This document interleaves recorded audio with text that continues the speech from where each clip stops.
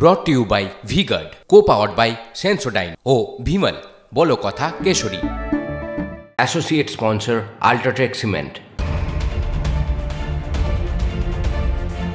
জলপাইগুড়ি রামকৃষ্ণ মিশনে হামলার ঘটনায় অবশেষে গ্রেপ্তার মূল অভিযুক্ত প্রদীপ রায়। স্পেশাল অপারেশন গ্রুপ ও ভক্তিনগর থানার যৌথ অভিযানে জালে প্রদীপ। শিলিগুড়ি থেকে পাকড়াও করা হয়েছে প্রদীপকে।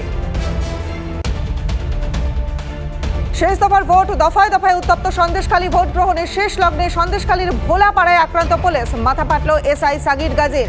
অভিযোগ, বিজেপি ও আইএসএফ কর্মীরা একজোট হয়ে এসআই এর ওপর হামলা চালায়। মারধরে মাথা ফাটে এসআই এর।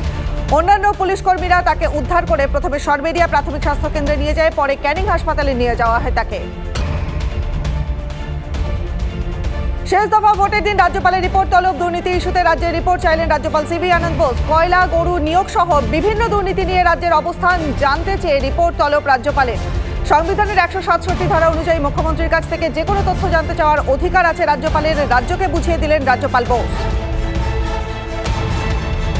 আসানসোল গুলিকাণ্ডে গ্রেপ্তার কয়লা মাফিয়া জয়দেব মণ্ডল। ২০২৩ সালে ৩০ অক্টোবর ব্যবসায়ী দীনেশ গড়াইয়ের গাড়ি লক্ষ্য করে গুলি চালানোর ঘটনা ঘটে। ঘটনায় জয়দেব মণ্ডল সহ বেশ কয়েকজনের নামে অভিযোগ দায়ের করেন আক্রান্ত ব্যবসায়ী।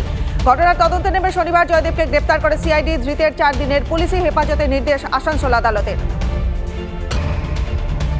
২৯৫ আসন পাবে ইন্ডিয়া জোট, দাবি কংগ্রেসের। কেন্দ্র সরকার করবে ইন্ডিয়া জোট, দাবি কংগ্রেস সভাপতি মল্লিকার্জুন খাড়গের। সপ্তম দফা ভোটের দিনই ছিল আইএনডিআইএ জোটের বৈঠক। জোটের সব রাজনৈতিক দলের কর্মীরা গণনা কেন্দ্রে যাবেন, মিলিয়ে দেখবেন ফর্ম 17। সার্টিফিকেট না পাওয়া পর্যন্ত গণনা কেন্দ্র ছাড়বেন না প্রার্থীরা, সিদ্ধান্ত হয়েছে বৈঠকে।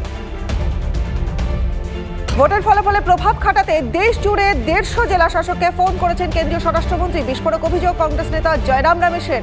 আধিকারিকদের ফোন করে এভাবে হুমকি গণতন্ত্রের পক্ষে লজ্জার। মন্তব্য কংগ্রেস নেতার। আধিকারিকদের উচিত কোনো চাপের কাছে নথি স্বীকার না করে সংবিধান রক্ষার দায়িত্ব পালন করা। মন্তব্য জয়রাম রমেশের।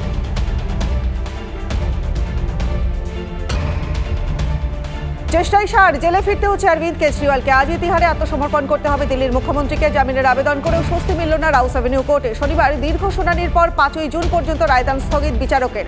স্থায়ী জামিনের জন্য আবেদন করেছিলেন আপ সুপ্রিমো। ৭ই জুন সেই মামলার শুনানি। রাজধানীর জলসংকট নিয়ে হরিয়ানার মুখ্যমন্ত্রী নিশানায় অরবিন্দ কেজরিওয়াল। আদালতের নির্দেশে দিল্লিকে যে পরিমাণ জল দেওয়ার কথা তার থেকে বেশি জল সরবরাহ হয়, কিন্তু দিল্লির মুখ্যমন্ত্রী দুর্নীতি থাকতে অন্য রাজ্যের নামে মিথ্যে কথা বলছেন। জল সরবরাহ নিয়ে কেজরিওয়ালকে দুষলেন নায়াব সিং সাইনি। যদি জল সঠিকভাবে ব্যবহার হতো তাহলে দিল্লির অবস্থা এমন হতো না। মন্তব্য হরিয়ানার মুখ্যমন্ত্রী। শেষ দফা ভোটের দিনই ৪৫ ঘন্টার ধ্যান সম্পূর্ণ করলেন প্রধানমন্ত্রী। শনিবার কন্যাকুমারীর বিবেকানন্দ রক মেমোরিয়ালে ধ্যান মণ্ডপমে ধ্যান শেষ করলেন নরেন্দ্র মোদী। এরপর ক্রুজে মাঝ সমুদ্র পেরিয়ে তামিলনাড়ুর কবি দার্শনিক থিরুভাল্লুকে শ্রদ্ধা জানান প্রধানমন্ত্রী। শনিবারই নরেন্দ্র মোদীর কেন্দ্র বারাণসীতে ভোট গ্রহণ ছিল। অপারেশনের পর মোটা হয়েছিলেন। ৪ মাস মাঠের বাইরে থাকতে হয়েছিল বিশ্বকাপের জন্য। অন্যভাবে মাঠে ফিরছেন সূর্যকুমার যাদব। প্রায় ১৫ কেজি ছড়িয়েছেন তিনি। আগের থেকে অনেক বেশি ফিট তিনি। টি-20 ক্রিকেটের সেরা ব্যাটার বিশ্বকাপে আগ্রাসী মোডেই থাকতে চান, সাফল্য দিতে চান দেশকে। brought to you by V-Guard, co-powered by Sensodyne O Bhimal বলো কথা Keshari. Associate sponsor Ultratech Cement।